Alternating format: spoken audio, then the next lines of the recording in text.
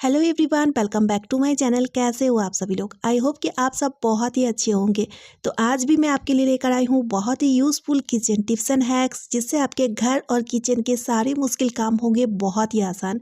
खुद के लिए आप टाइम भी निकल पाएंगे और खूब सारी बचत भी कर पाएंगे। तो चलिए आज का वीडियो शुरू करते हैं।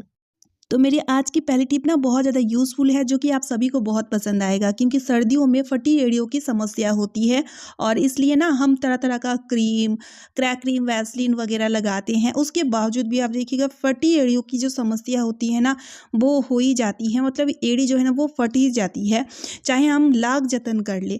ऐसा क्यों होता है, इसका मेन रीज़न मैं आपको बताऊँगी। तो देखिए, रात के टाइम जब हम पैरों को अच्छी तरीके से धुल करके साफ़ कर लेते हैं, उसके बाद जो भी क्रीम हम यूज़ करते हैं, चाहे क्रैक क्रीम हो गया, वैसलीन, बोरोलिन, उन्हें लगाते हैं और लगाने के तुरंत बाद ही हम ना सॉक्स वेयर कर लेते हैं, क्योंकि पैर बहुत ठंडा रहता है। तो इसलिए हम सभी लोग सॉक्स पहन लेते हैं। लेकिन इससे क्या होता है, सॉक्स की जो फैब्रिक होता है ना वो नायलॉन की होता है।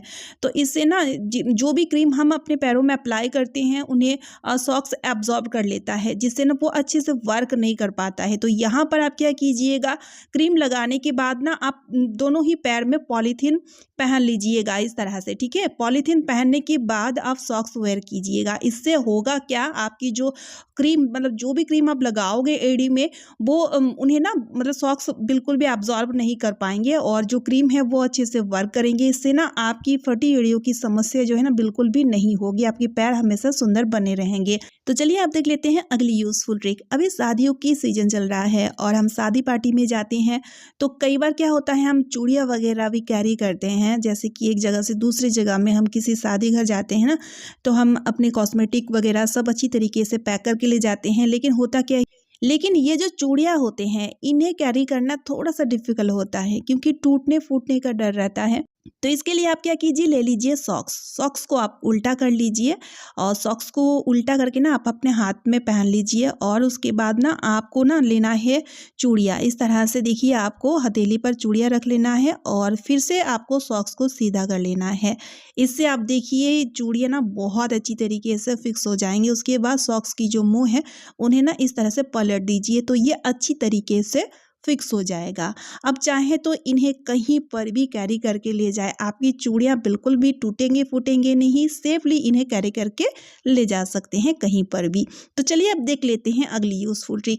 तो देखिए फ्रेंड्स, जो क्लचर हम यूज़ करते हैं, कुछ दिन यूज़ करने के बाद ना ये टूट सी जाती है, यानी कि इसकी जो स्क्रू देख रहे हैं ये ना निकल जाते हैं। ऐसा क्यों होता है, क्योंकि स्क्रू में ना जंग लगता है और जंग लगने के कारण स्क्रू निकल जाते हैं, टूट के निकल जाते हैं और उसके बाद ना उस क्लचर का यूज़ नहीं ले पाते हैं। तो आप जब भी न्यू क्लचर खरीद ले आएँ, तो आप ना ये जो स्क्रू आप देख रहे हैं यहाँ पर आपको नेल पेंट लगा देना है। ट्रांसपेरेंट नेल पेंट होगा तो बहुत बढ़िया रहेगा। मेरे पास नहीं था तो मैं इसी से ही आपको करके दिखा रही हूँ।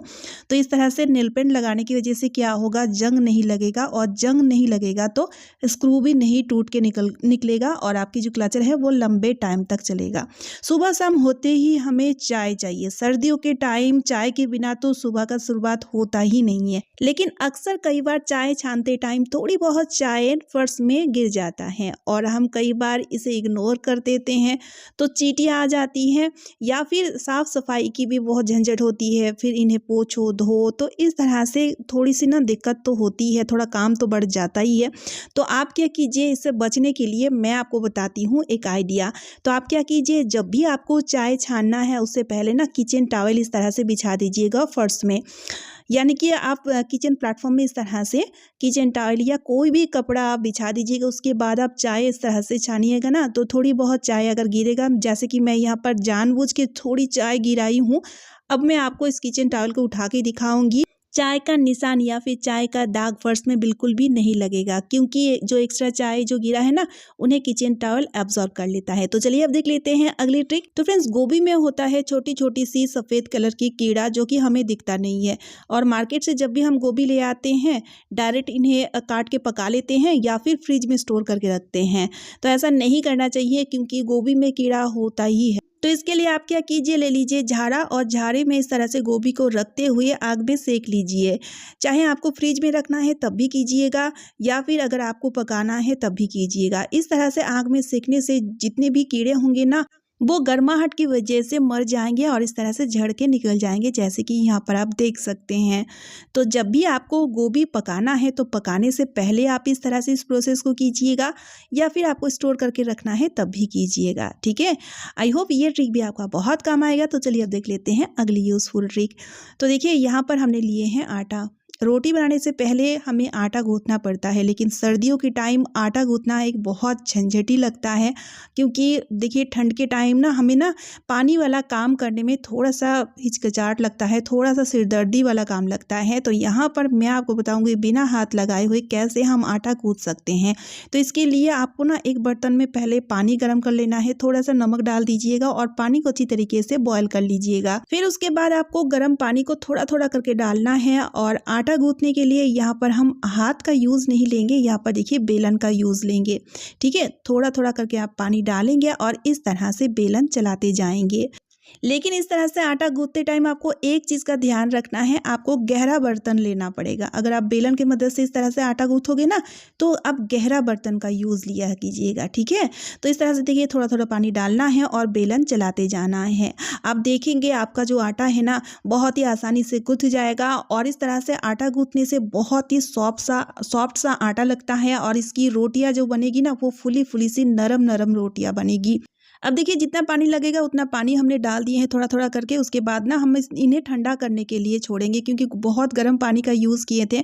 और जब ये ठंडा हो जाए ना तो आप हथेली की मदद से इस तरह से थोड़ा-सा इसे मसल लीजिएगा। तो देखिए कितना आसान सा तरीका है ना, इस तरह से ना आटा बहुत ही झटपट भी गूँथ जाता है।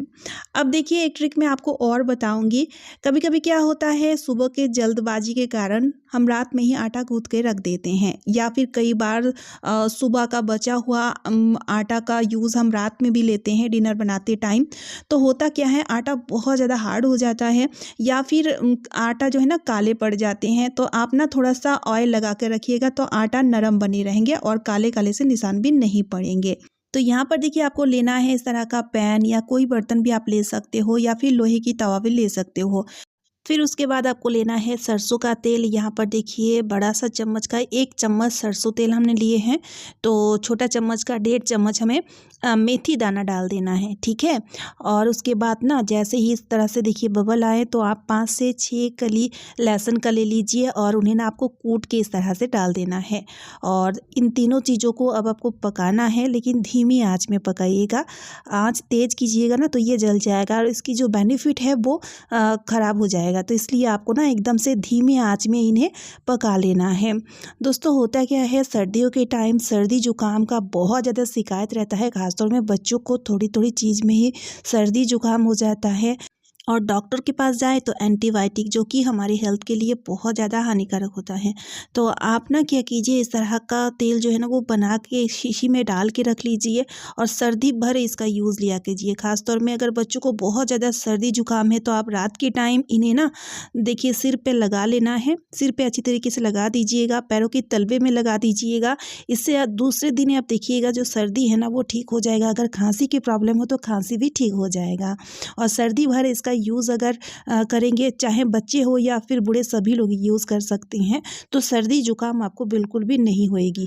पर्सनली मैं खुद यूज़ करती हूँ और मुझे बहुत ही बढ़िया लगता है। तो चलिए आज का वीडियो मैं यहीं पे एंड करती हूँ। अगर आपको वीडियो यूज़फुल लगे तो वीडियो को ज़्यादा से ज़्यादा शेयर कर दीजिएगा, साथ ही साथ चैनल को सब्सक्राइब और वीडियो को एक लाइक ज़रूर कीजिएगा। तो चलिए फिर मिलती हूँ नेक्स्ट वीडियो में। Bye friends and thanks for watching.